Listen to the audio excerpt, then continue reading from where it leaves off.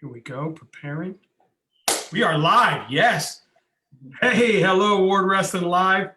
We are here with another amazing wrestling mind in our country, wrestling coach, wrestler, and now author, as you can see her book behind her. So really excited to have Afsoon Johnston here. She was the first U.S. medalist in women's freestyle history.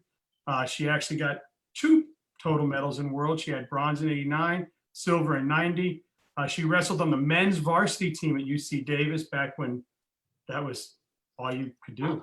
And then 4 U.S. world teams, 3 U.S. Open titles, California Hall of Fame member, and of course, the book behind her, Afsoon Johnston. How are you? Thank you so much for coming on. It's an absolute honor to have you, and congratulations on your new book. Oh, thank you so much, Dan. It's a pleasure to be on with you, and I'm really looking forward to it, and thank you for having me. Yeah, and I know I'm in Florida, but I hear that San Diego is one of the prettiest places in the world you can live, so I'm sure you love life out there. It's beautiful. And I do absolutely love life out here, although we have had a heat spell lately, so it's been super hot, but San Diego is absolutely gorgeous. And so yes, I invite anybody to that wants to come and take a mini vacation here in San Diego. I highly recommend it. That's awesome. So I know that you're back involved with wrestling, right? You're a physical therapist by trade. My mother-in-law retired from that. My sister-in-law still does that. The first time she worked, it was out in California. She went on one of these 6-month tour things that they do where you get to look at the country. The rotations. Yeah. I mean, it's always really good to have a physical therapist in your family, I think. Yeah, especially my son who's wrestling. So pretty cool. But I know that your kids are playing soccer or something, I read.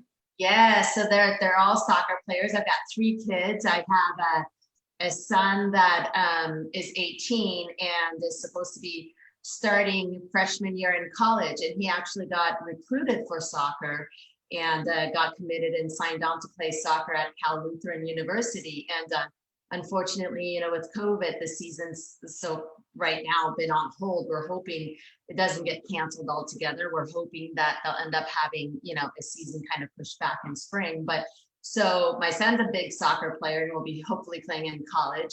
And then I have 2 daughters that are only a year apart, which would have been perfect wrestling partners for each other, right? So I would have loved for them to have wrestled, but they chose their dad. My husband's was a soccer player, and so they're also into soccer, and they're playing, at a pretty high level, and we'll see if they'll end up playing soccer in college. But I'll tell you that the opportunities for kids to play college soccer aren't quite the same as the opportunities if girls want to pursue wrestling in college, because and here's my plug for girls going out for wrestling, but there's so many opportunities now, with NCAA adding women's wrestling to its 3 divisions. It just right now is the perfect time. If you have a daughter, get her in wrestling. Yeah, that's a great idea. Now, with soccer, have they been affected through this whole pandemic, or because it's more of a? They have. No, they still have, especially California where I live, we're unfortunately a state that's really been just high numbers with COVID. And so pretty much everything has been shut down in youth sports. And you typically don't think of soccer as a contact sport like wrestling, but I think it's affected all sports. And so they're back practicing, but it's individual practices. They have their own little spot with their own soccer ball and just doing technique work. But we're hoping that as the numbers improve and as a nation we get over this virus and start seeing some hope that that hopefully all kids can return back to their sports, because we need sports. And who needs sports more than kids is us parents who love watching them do their sports, right? I miss it so much. I have to agree with you. I do miss it so much. Yeah. Tell me, even though your kids didn't wrestle, did you still wrestle with them? Did they still get to roll around with you? Did you still kind of teach them some moves just to protect Absolutely. life? Absolutely. Like, I think what's wrestling is in your blood. I compare it to like a disease, right? You got the disease and you can't get rid of it. It's in your blood. And so, you know, my kids would innocently walk past me and I would trip them or I put them in a headlock or, just couldn't help it. Once you're a wrestler, you're always wrestler. You tend to do that. And, so they're kind of used to that now. Mom's a wrestler, and I did teach them some moves and roll around with them. And so they enjoy it for fun. But I'll tell you that the tough part with having my kids follow in a sport that I was doing, luckily I was able to have a lot of success with this sport. And so I think when you have your kids, everyone just automatically assumes like, oh, your mom wrestled, she was good at it, so you automatically have to be good. And so that was tough on them, because wrestling is a tough sport and it takes a long time before you can get like good at it and win some matches. I think I was telling you, my first year wrestling, I lost every single match I ever wrestled, and it's not an easy sport. And so you don't come out of the womb just knowing how to wrestle and be successful at it because a parent did it. And so I really wanted my kids to pick a sport, something that was their own, and that they wouldn't always have to be in my shadows. And so, they love soccer, they enjoy it. My biggest thing I tell my kids is I don't care what you do, I don't care what sport you pick, but you pick something and you work your butt off in it. You I curse all the time on this show. I'm surprised, okay, good. I'm surprised I haven't gotten hate mail. But right, so you work harder than anybody else, and you become the best at what you're doing, and you have passion about it, and you try your best and you work your hardest towards that goal. And so I am bummed that they didn't turn out to be wrestlers, but as long as they're pursuing their passion and their sport, I'm happy with it. And that's that. I love watching them. And that was your husband's passion, right? Was soccer. So they do have a parent that obviously was into that sport. But I think soccer is, I don't know what it's like these days. I know my kids at a younger, the 14, 11, but like when they were little, it was more baseball and little league was what the kids were doing. But I remember me growing up, we never had a choice of a sport that you could do just all year round. It was just,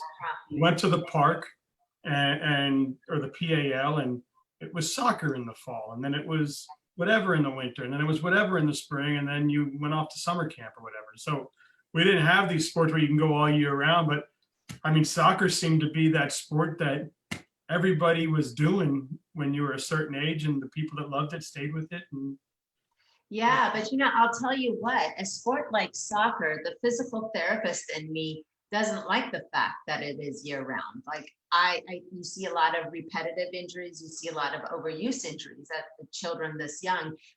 The physical therapist in me, I really think there's some cross training that kids need for that motor development. I think they need to be working all muscle groups and, involve flexibility in all muscle groups. And with a sport like soccer, as much as I love it, playing it year round that young, I think the physical therapist in me doesn't always approve of that. Now, wrestling is a different story. I think wrestling and also gymnastics, I think those are sports that, involve your entire body. They give you so much. Wrestling and gymnastics are great cross trainers for any sport. But if you start with wrestling, and thankfully now it's also available for girls, where it used to be, wrestling was something that you just put your son in at a young age. Now it's available. A lot of clubs have that, welcoming to young girls as well. But it as a young athlete, it teaches you spatial awareness. It develops your entire body. It promotes flexibility. It just really is a sport that that I really recommend even at a young age. Now the competition part of it, that part we have to watch. I don't recommend that till a little bit later as they're older, but you know, wrestling's a fun sport. Let them get in there, roll around, you know, learn their bodies, learn to wrestle. Have fun with it. And I think it's a great sport to grow up with. Yeah, and super cool. You know, obviously your story is incredible, and matter of fact, I just went and bought the book because I was reading an article because I was doing my research, and the article stopped, and I was like, wait a second, tell me more. Like, it was so, you know, went from here to here to here, and then it was like, okay, get her book, and I'm like, oh God. Yeah, it was a teaser. I think they did that. But it was so good, and you know, and obviously we can get into your story and everything, but first of all, your new book is out, Afsoon, Iranian girl overcomes adversity to become an American success story, which is super awesome. And please tell us about it. And I know you had an amazing father, Manu, who wrestled, and because in Iran that was what they did, right? So, but anyway, tell us about your new book. Tell us your story. I mean, I can go through everything here, but I'm sure you'll do it.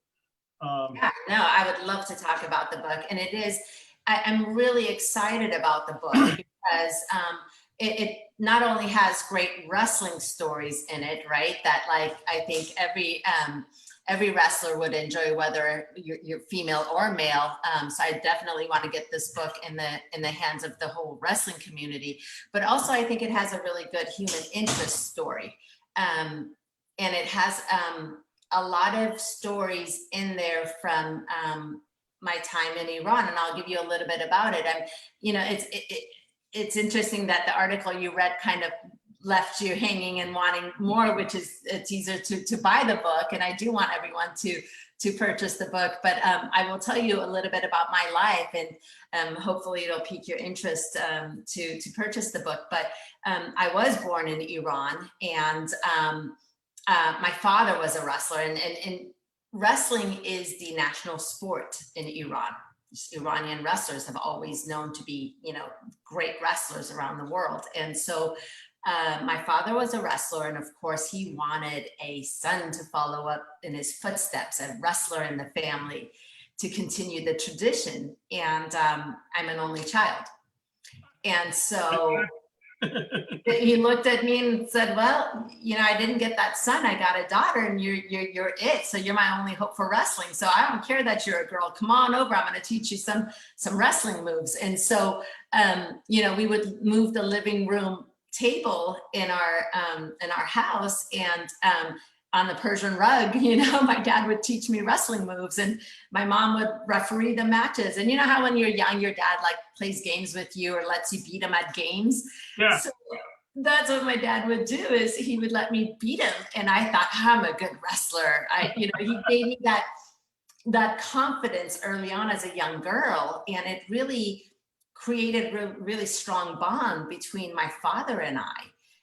And wrestling was what we had in common, you know? And so, of course, he would have loved to have me continue wrestling, but in Iran,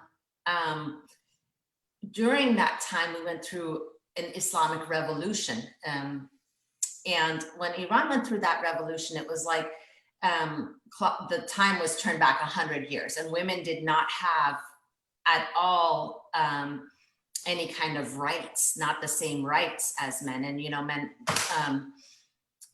women had to be covered up. And your book fell. I was like, oh, whoops.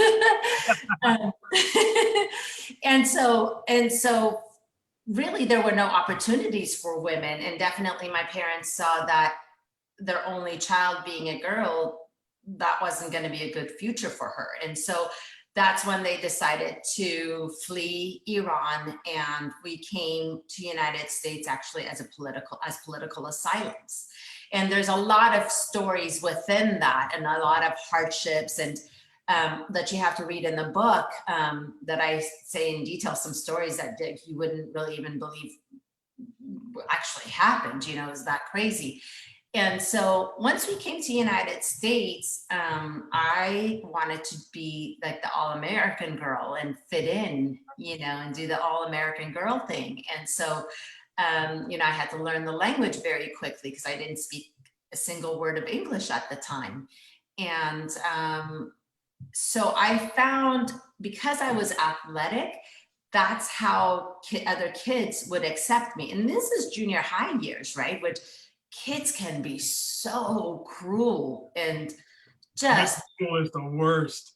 awful. Like, I think I'm still scarred from my junior high years, and these junior high kids would ask me, you don't speak English, what nationality are you? And I would say, I'm Iranian. And they would say, oh, you're a terrorist, get out of our country. You're a terrorist, because Iran at that time was not, you didn't want to be Iranian. That was a bad word, right? Because it was right after the American hostage crisis and the revolution, what Iran had turned into. And so those were really tough times as a teenage girl for me in this new country. And it was an amazing, beautiful country with lots of opportunity, but there were hardships as an immigrant. And so athletics is where I finally found my acceptance, where other kids would accept me. No one would talk to me, but then when it came time to like pick teams, they would somewhat pick me, because like, okay, well, maybe she's athletic, she can help our team, but just don't talk to her. Well, and tell that story, how you first fit in. Yeah. So lots of different fun stories. So to fit in, I thought I'll go out for the cheerleading team, right? Because that's what popular girls in high school did in America. And so I did that. And then it was, the cheerleaders during the wrestling season became what we called stat girls. So they would, keep the stats for the wrestling and whatnot. And I was like, well, I know this wrestling. I know what they're doing. And why should I be cheering for them? I want to go and wrestle with them. And so one day, and it's interesting how you look back and like, there might be a defining moment in your life, right? In your life that you don't know at the time. And it's not till like years later where you go, wow, if that moment hadn't happened, my life would have been completely different. And then this and this and this and that wouldn't have happened, right? And I would have had this like great book, right? You'd be a stat girl for like the NFL or something. Right? I would be a cheerleader, but oh gosh.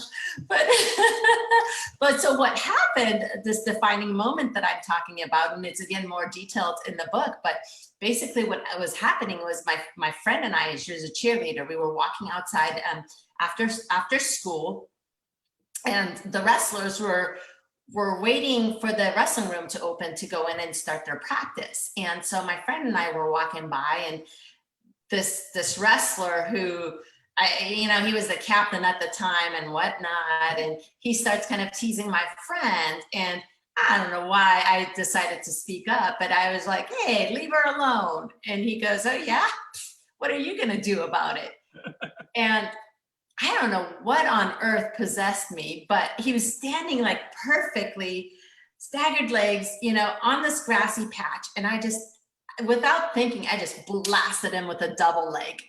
And, recall from what my dad had taught me back in the day. And I just blasted him with this double leg and took him right to his back. And the rest of the wrestlers around him were like, oh, look, she took him down. She went like, and so he's like, no, wait. I want a rematch. Yeah, I want a rematch. And I wasn't ready. I wasn't ready. Exactly.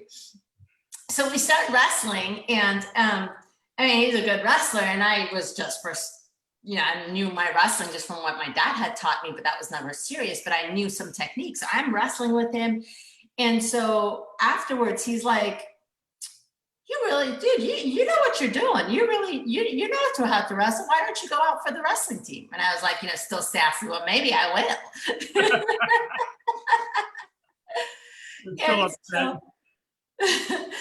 So I guess I went home that day and I told my dad, hey dad, I want to go out for the wrestling team.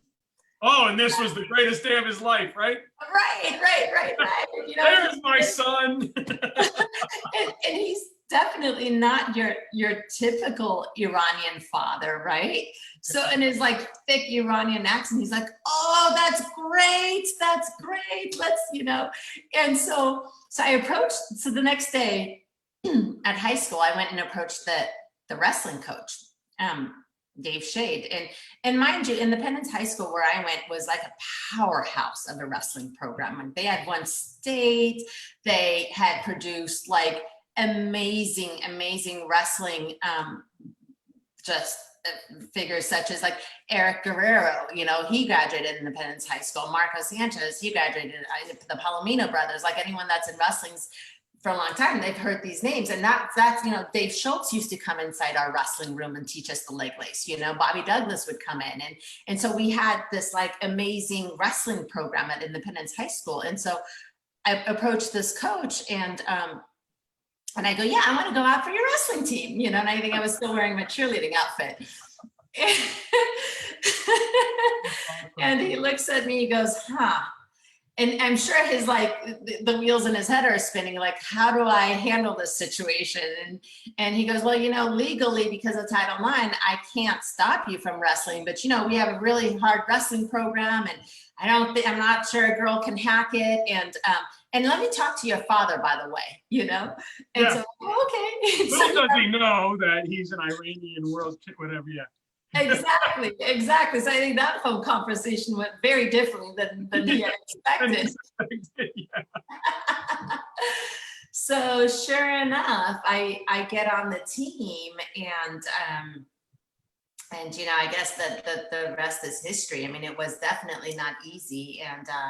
But the guy that you blast up, will tell everybody who it was. Oh, yeah. So then later, come to find out, it's Marco Sanchez, who later goes on to, wrestle for ASU and then make the Olympic team for Puerto Rico. So, it just, and he was, and still is a huge, really good friend, big part of my life. But had it not been for him, I wouldn't have ever wrestled. I'm surprised when you went to talk to the coach. I'm sure at that age, he wasn't going to go up to the coach and be like, she just kicked my ass in the field. But no, you know what he did do? He did go kind of speak up for me. And then he told the coach, I think she might know a few moves. Like she might know something. Yeah, we should give her a chance. And so, how awesome is that? That's great. Yeah. But I did definitely have to prove myself in the beginning. And because all joking aside, not only was I representing myself, but I had to prove that girls could wrestle, right? And that a girl wasn't coming out for wrestling just to goof around and whatnot, that I had a passion for the sport and I loved the sport. And just because I was a girl didn't mean that I couldn't have that same love for the sport and want to do that sport. And so, what I mean by having to prove myself, like I just knew I couldn't quit no matter what. I couldn't give up, and I couldn't let them see me, just break down. And no matter what it took, I just had to keep going. And wrestling's a tough sport as it is. But man, I think you hang with it. It teaches you such amazing life lessons. Oh yeah, like you needed any more at that age. Yeah. Yeah. But it's really cool. So born in Iran, of course, we dad and stuff. So you moved to the U.S. So you make the team. First of all, that plane flight coming over the United States, and Yes. you guys, that's when you were fleeing, right? That's when you were. Yes, that was exactly. That was the first time. And there was more folks on there. It wasn't just you two fleeing. It was. Yeah, so you'll read more about it in the book. But basically, what was happening was my mom and I were fleeing first, and then the plan was for my dad to hopefully be able to flee Iran and join us later. And there was so much uncertainty, and we weren't sure if I would ever see my father again, what would happen if we would get caught, or all of that. So there was a lot. I don't know if you've seen the movie Argo, where they're trying to watch the movie. It's interesting, but it was similar to that, to try to flee Iran. And do you get caught? Do you not?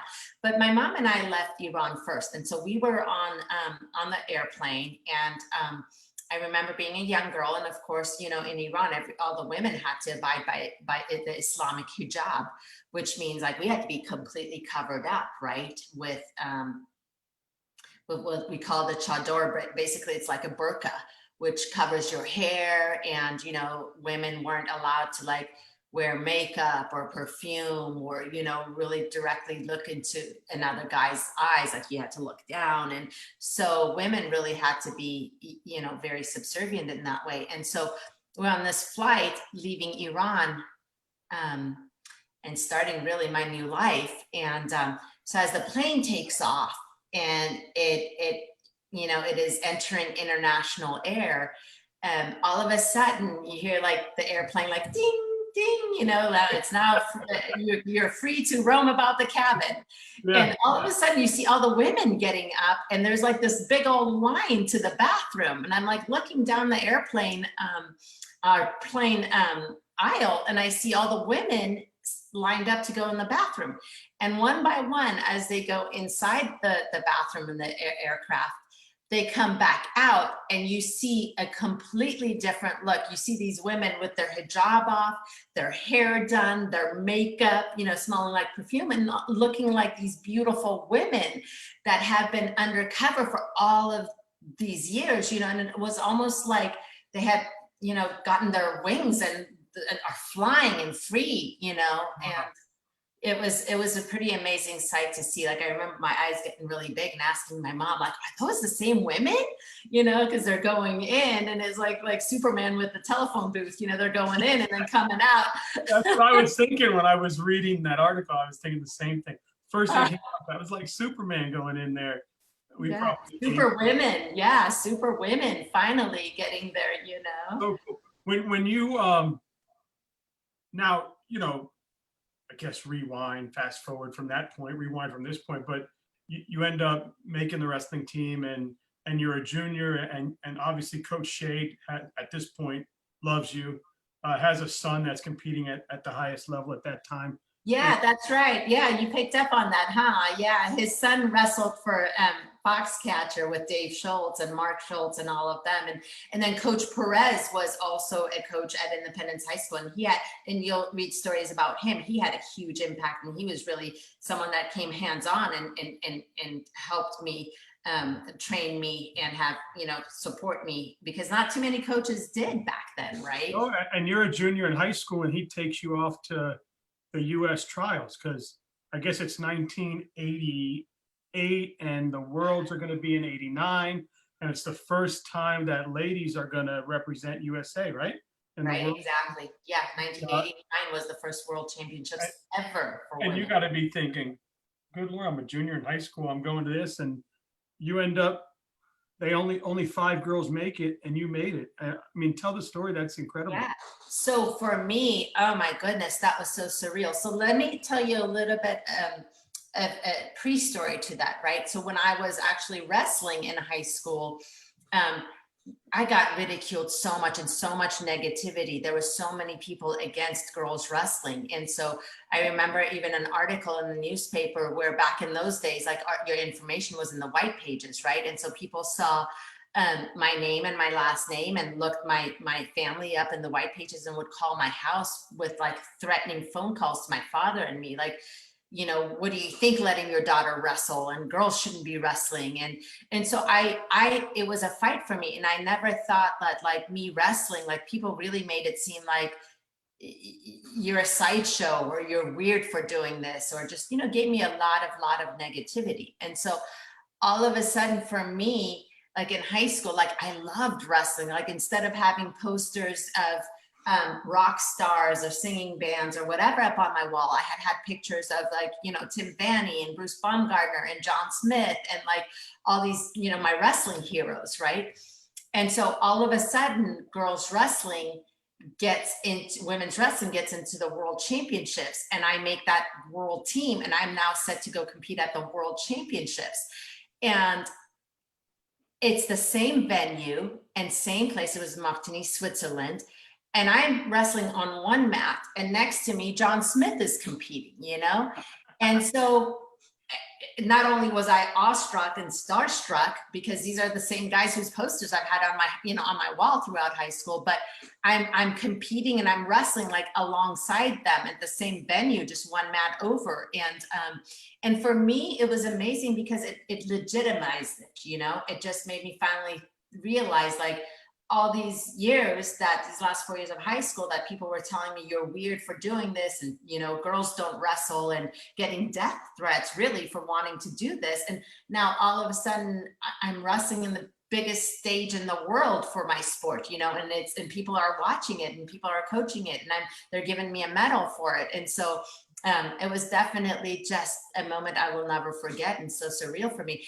And earning that medal, I never thought about it, never occurred to me that someday it would be, a historical world medal for United States. But it's really, and there were, 3 of you girls got medals. So 3 out of the 5 girls went there and did their job. Right. And I was the first weight class. So I was the first weight class up to compete. And So she's the first medalist ever.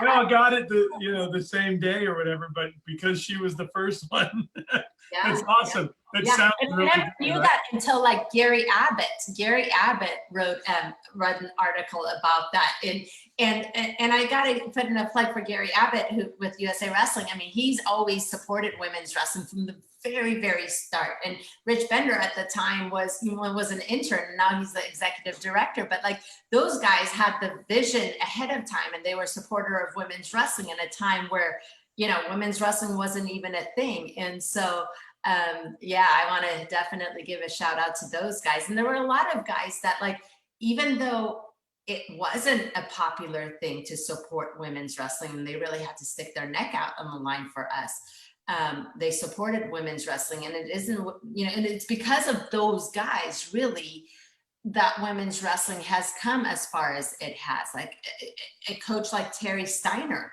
who's the national coach.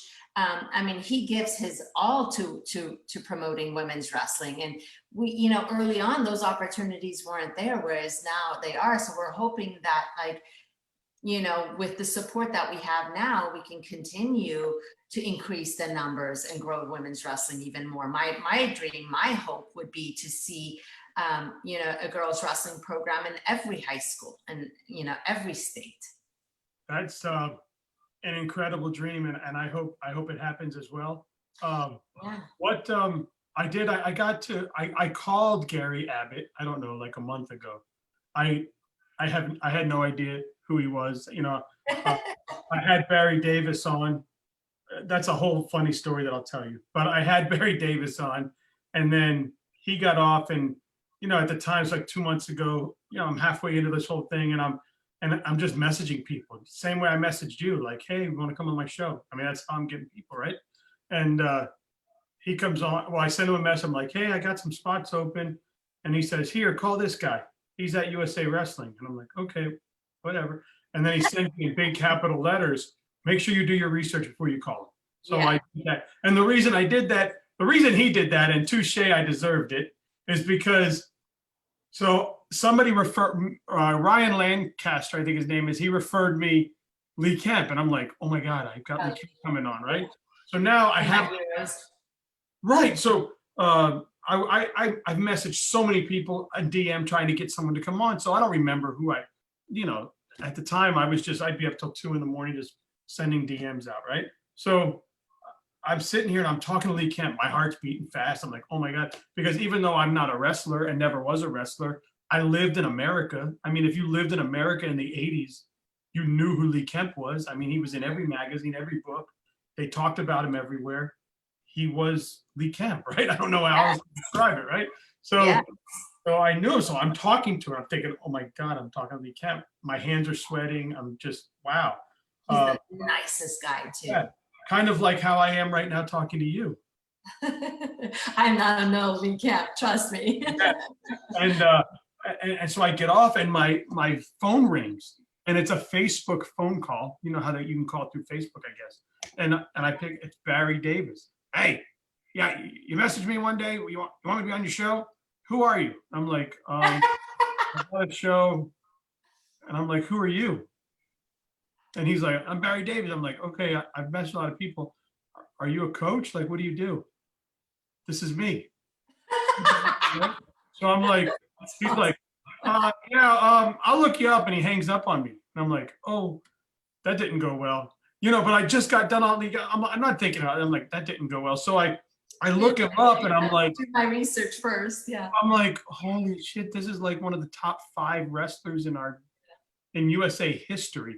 Coach, one of the top. I'm like, whoops.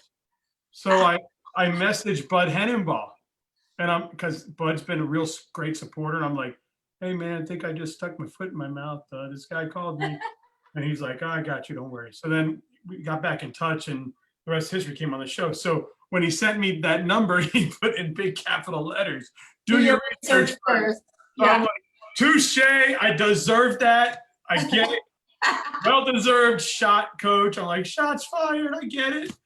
So Oh, that's funny. but that's been kind of my story. Like I've met people and I'm like, I didn't even realize the level of who I was meeting. And then that was that. So I called him and it was crazy. He gave me a USA number. I call, I get a receptionist, or whoever it is that answers the phone, and she's like, oh my God, tell me what you're doing again. I'm like, oh, I'm wrestling show, whatever. And she puts me through to him. And I haven't heard back from him yet, but I hope one day I will. He said he was going to look at my show because I said, I'd love to do something with you guys, whatever. I just want to get more people on so that the sport can get heard. Yeah, no, Gary Abbott is awesome. And he's always got a, place in my heart because he was a supporter of us from even the very, very beginning. And he's, always looked to give us equal coverage to the guys, even from day one. So he's a good guy. How awesome is that? And, interesting. So you got done with high school, you went off to college, and then as you started to compete at the world level, you could no longer compete in college, but you were allowed to still practice and wrestle and train, I was reading. Exactly. But when you got onto the world level and started to travel the world, because obviously now wrestling was giving back to you, right? Like you were yes. Like, look where I get to go. Have you been back to Iran? No. So so here's an interesting thing with Can I ask that question? I'm sorry.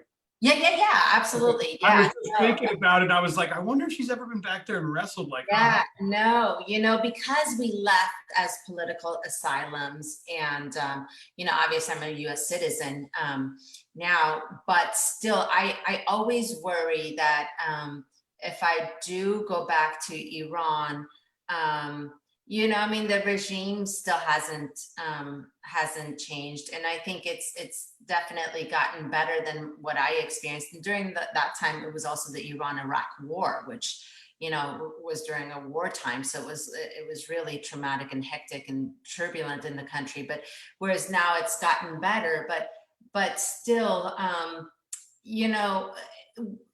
so a few years back, so things have definitely improved and gotten better. So a few years back, I heard that Iran actually is starting a women's wrestling team, right? Which this is something that I never, ever imagined I would see in my lifetime, right? Because here, even in the United States, I was getting death threats and being told you're girls wrestling, girls don't wrestle, And then now in my lifetime, seeing my country like Iran, who women had no rights in, even just as citizens, and now they're having a women's wrestling team. And so I can't tell you what that means to me and how emotional that makes me. I mean, that just, again, talk about it legitimizing what we're, and how far we've come.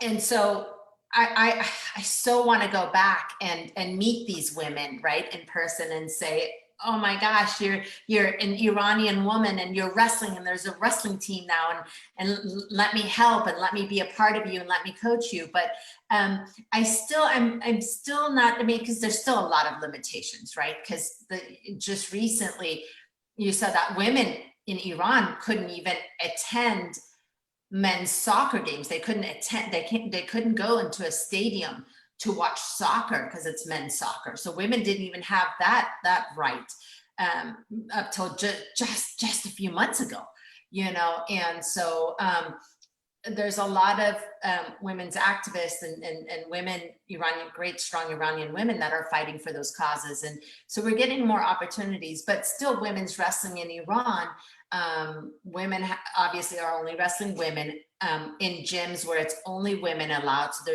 men cannot watch or be involved in any way in this women's program. So that's why I would love to go back and give back and help out. But at the same time, with all the limitations and the risks, I'm not quite sure the timing is right to go back. It was just a matter of time before all these amazing Iranian men had daughters, right? That were wrestling. Yes. The national sport, or it is the national sport. I mean, not every man is having a daughter saying, hey, you got to go be a princess, right? I mean, right. And that the other thing is that the fathers supporting their daughters in that, like my father did, and saying, yeah, I love this sport. And just because you're a girl, I'm not going to stop you from following something that you have a passion about and love doing, and let me support you. And so, it's that shift in mentality. I was talking with Terry Steiner just the other day, and someone asked the question that how do you handle, these still some coaches out there that don't allow I shouldn't say allow, but don't support girls on their program or in their wrestling rooms. And how do you change that mentality and shift it to where, they realize that girls wrestling would only help men's wrestling, and men's wrestling helps women's wrestling, and we're one sport, let's help each other out, and we become more united and stronger if we're together on this. And so it surprised me that there's still that mentality even here in the United States, that there are still some coaches or some fathers that still go, well, it's okay for my son but not my daughter. And so I'm hoping that changes. I think some coaches too, I could be incorrect, and I hope I'm saying this the right way, but I think some coaches, it's not because they don't want girls in their program, or it's not because they don't want to see that. They're so worried about the kickback, the throwback, the parent coming and saying, oh, no, that's it, I'm taking my son out, or that's it, you're not having a program, or that's it. And they just go, you know what, I just want to avoid that. So instead of right, instead of doing the right thing, right? Which really we're talking about. I mean, it's tough. Look at those coaches and those guys that had to put their neck out on the line for me back then. And had they not done that, I wouldn't have ever been able to accomplish and have the success I did today if it wasn't for those guys. And in fact, my California Hall of Fame induction, in my speech, I made sure to thank, and that was a big part of my speech, like, I really owe it to the sacrifice of, like, look at those boys in high school that didn't want to wrestle me. Because look, it was a no-win situation for those boys, right? I beat a girl. Oh, my friends are going to tease me. You beat a girl. You get beat by the girl, even worse. Exactly. That's what I'm saying. It's a no-win situation for them. You get beat by a girl, forget it. Don't show up to school the next day, right? So, but those boys, despite that, made the sacrifice. And as hard as it was, they looked at me and said, well, she's an athlete. I'm not going to look at her as a girl. And there's not an all girls wrestling yet. So I'm going to respect her as an athlete, and I'm going to go and treat her just as I would any other opponent, and give her a good match, and hopefully I'll beat her. And you know what? If she beats me, then boy, I better get my ass back in the training room and work even harder the next day, so that doesn't happen again. I just saw a comment by Skylar Grote. So, she's in New Jersey training right now, whatever.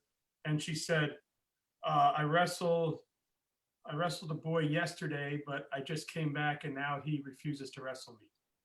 Or something to that extent.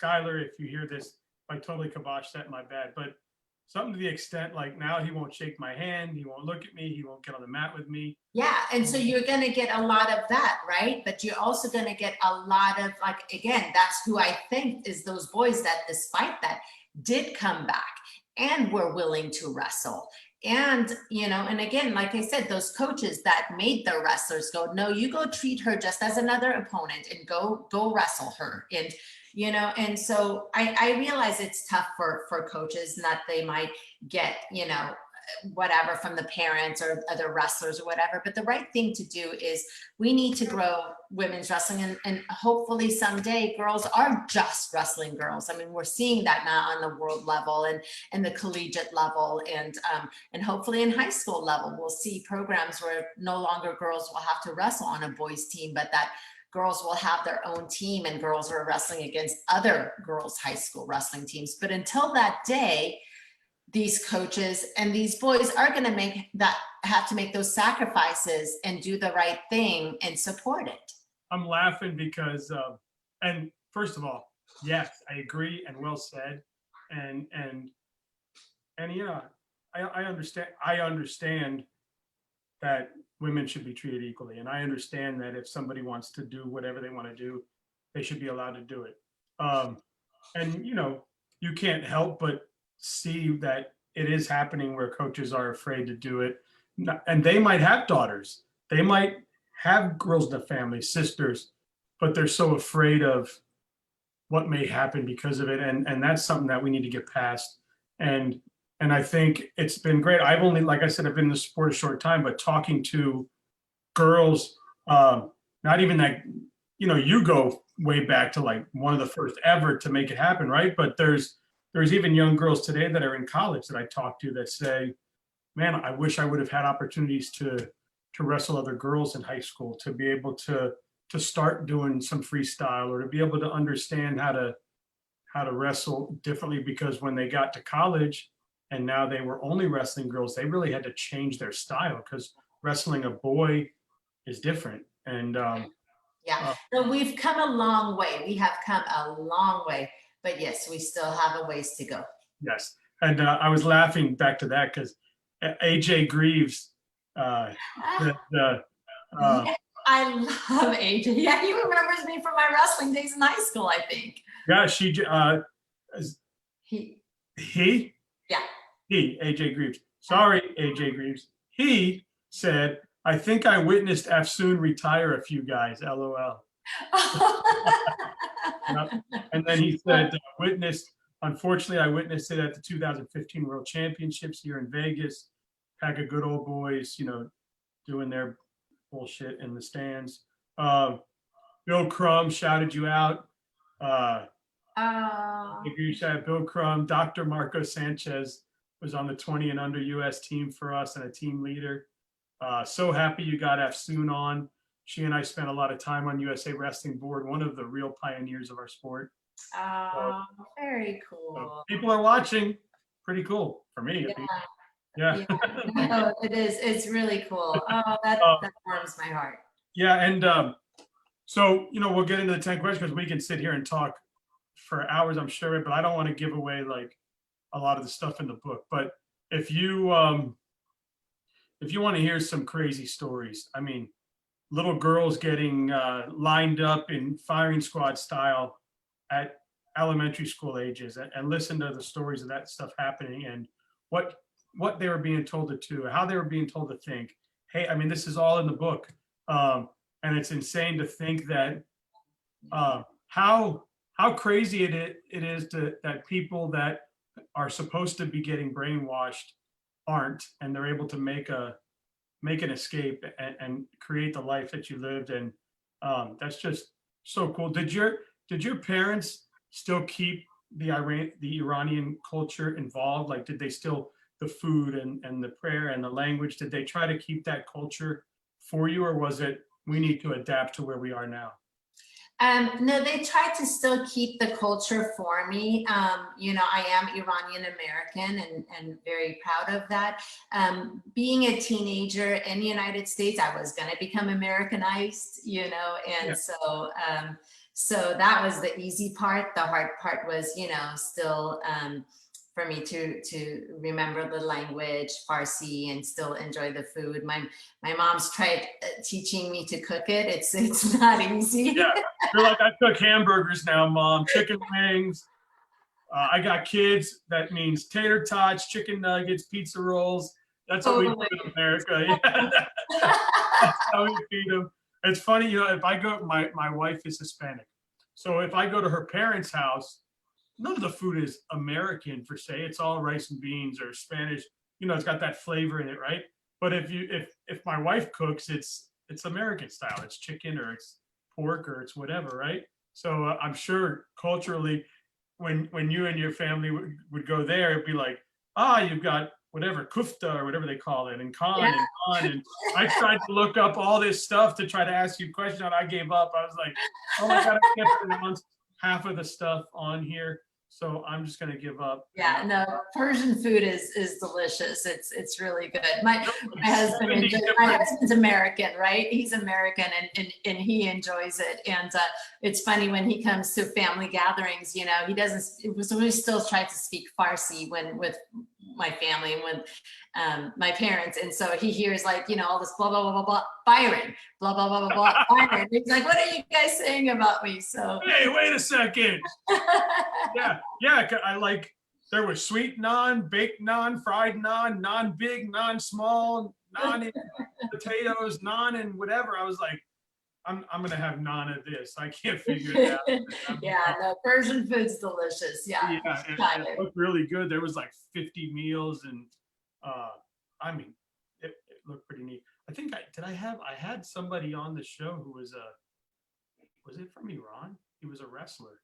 He was on like the world team or something. I gotta look. I'm telling you, Iranian wrestlers, the wrestling's in Iranians' blood. Yeah, I think I had him. I think he said he had to move to France or something.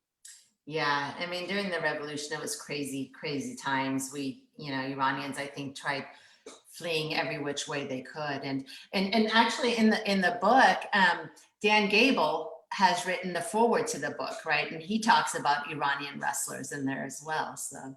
Oh, very cool. Well, this has nothing to do with Iran, but I'm going to ask you the 10 questions. Oh, okay, sure. Let's do it. And first of all, wow, how cool is it to meet you? I mean, that's so cool. Thank you so much for coming on. I know you probably get hit up by tons and tons of people. For you to say yes to me was just, when you said yes, I was like, oh my God, she said yes. Well, so the funny thing with that too, I told you, I had to kind of do my research and ask a few of my sources, is this a good person to interview with, good person to go on the show? And they all gave that thumbs up and the green light. So. And that's crazy to me because my sources, I'm like, people are getting sources on my show. That's pretty cool. Oh shit, people are watching. So I'm humbled by it. I really am. I hope it's making a difference, but thank you so much. That's cool. So having a wrestling show, we need those. We need wrestling more in the media. Yeah, well, I'll try. I'll keep trying to do my best. I can't wait until I can get into clubs and tournaments. That'll be fun. All right. Well, the first one, Belmont Park or SeaWorld? Oh, being a San Diegan and having young kids, I've spent a lot of time at Belmont Park, and I love Belmont Park. It's got, it's got the roller coasters, it's got the fun things, but it's got the beach right there too. So also for good training, if you want a good beach run, that's the place to go. It's the place to go. There we go. All right, funk roll or leg lace? Leg lace, absolutely. For me, leg lace. That back in the day before the rules were as it was, you got one leg lace and it was like a 15-point tech and you could just lace it all over the place. So that was I love that move, go-to move. And also I'll tell you a little fact that my leg lace that I did, I learned from Dave Schultz himself at inside the Independence wrestling room. So, I mean, when Dave Schultz teaches you his wrestling, his leg lace, you listen. That's my favorite move.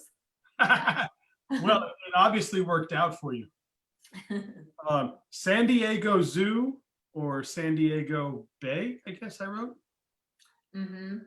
I think well, the San Diego Zoo is world famous, right? I mean, it is world famous.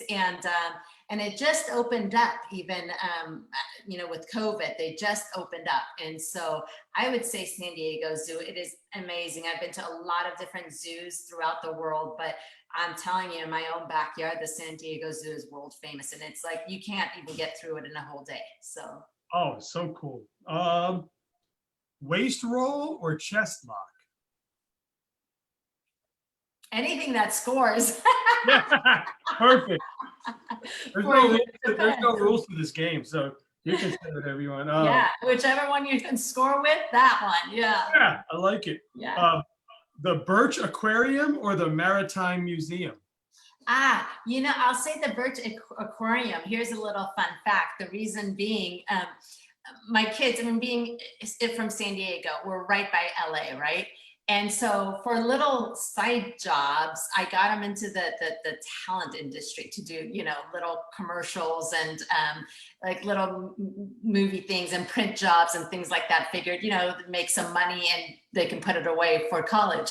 And so the Birch Aquarium was one that hired my kids to do a commercial for them. So I would say that for sure. The aquarium it is. Love it. The high C or the foot sweep?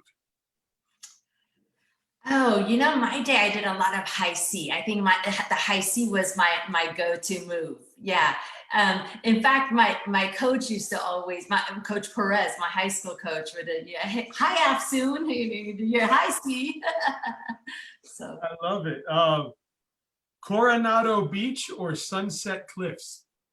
oh my gosh, can I tell you, on a daily basis I drive to both those places. Again, having teenage kids, like that's their go-to places. And teenage kids, they love to do their little selfies, and so those are both spots where That's fine.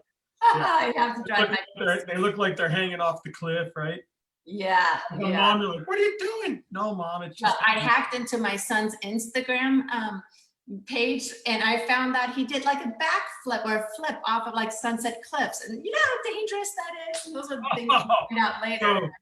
So after you got done grounding him. Yeah, right. Head and arm throw or suplex? Oh, I love both those moves, but again, the head and arm was my go-to move. And here's the interesting thing: I used to love to hit the head and arm.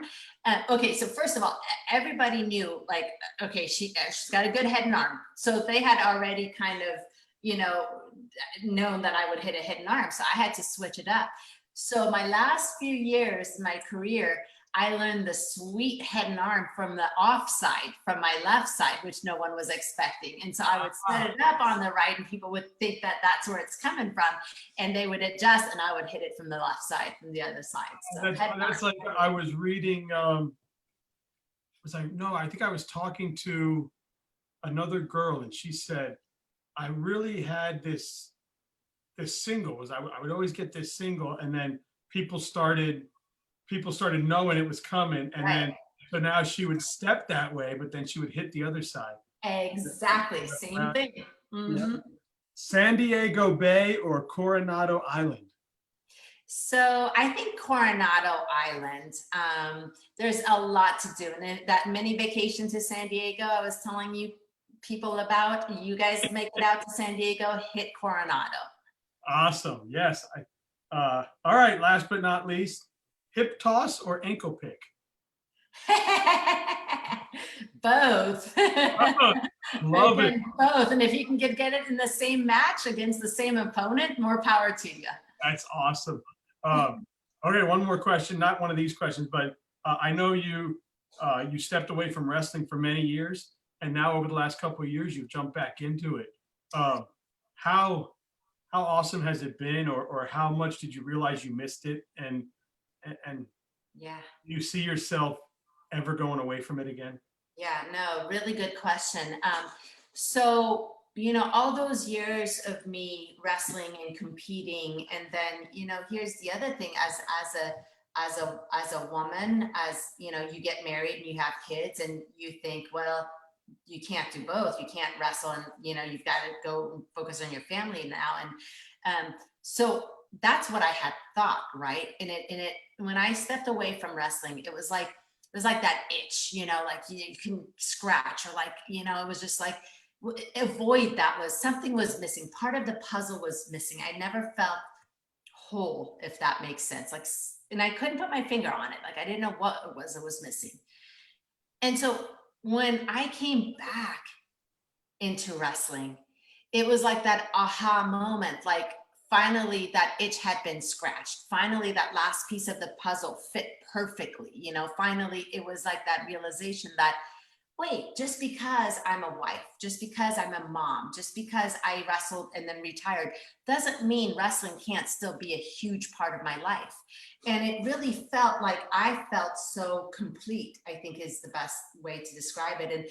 And I would really encourage like all wrestlers, but especially female wrestlers, women's wrestlers, our future of our sport depends on us coming back and giving back to the sport. So just because you go and have your career, you go and get married, or you go and have kids, come back and support the sport that has given you so much and that you love, you know. And not everybody can go out and coach, and not everybody can go and serve on different committees, but I tell you what, everybody could encourage and take their kids to a wrestling tournament and watch some wrestling, or everybody can tune into wrestling, or everybody can, you know, in some way still keep wrestling in their households. And so especially for women wrestlers, I will say, don't walk away from the sport, come back, give back, and still keep wrestling in your life forever. That's awesome. And yeah, and word is there's a wave of young women. The word is that they are the best we've ever seen coming up, and we're going to see some great women wrestlers. That's the word I get on the show when I talk to men and women. They say, "Wait till you see this wave that's coming up." Yeah, Talented girls that are in our youth programs right now, that are in our club programs, that are in our high schools, our prep schools. yes. Even some are already up at the USA Center. You guys call it The OTC, the Olympic Training Center.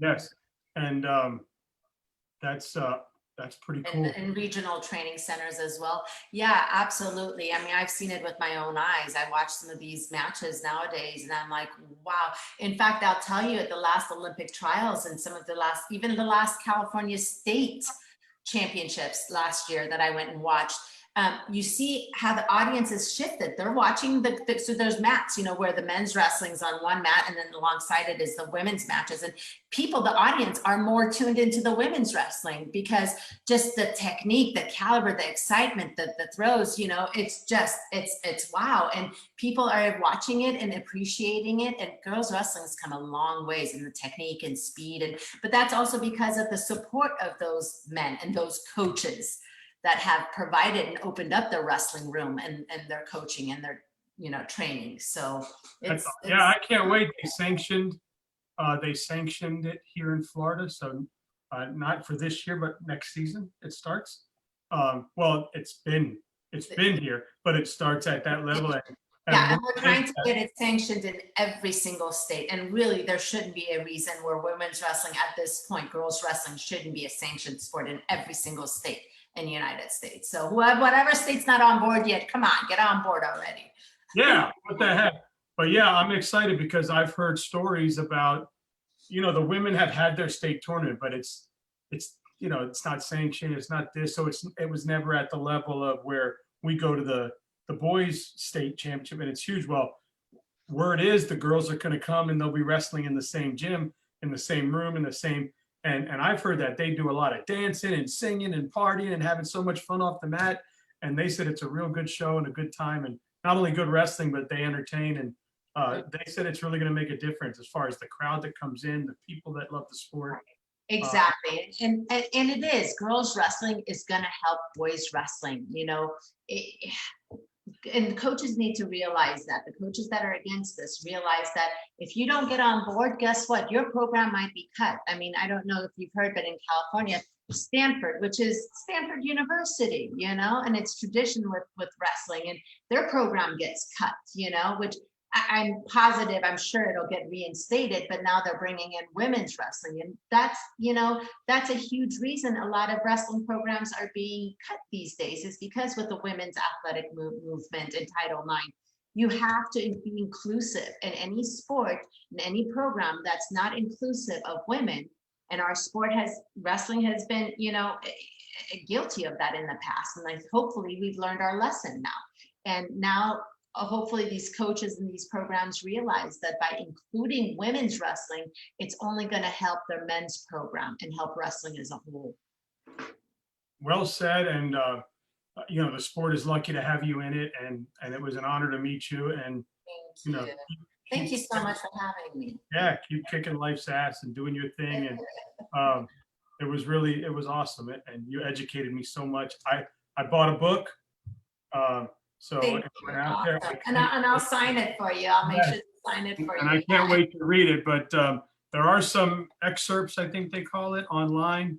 And once you read them, you're going to be hooked, because I'm telling you, there's some really crazy stuff in the book. Thank you. Yeah, and you can get the book at, you know, www.afsoonwrestling.com, and then there's a link there where you could just purchase it. And if you want it signed, just send me a message, and I'll see if I can get that signed for you.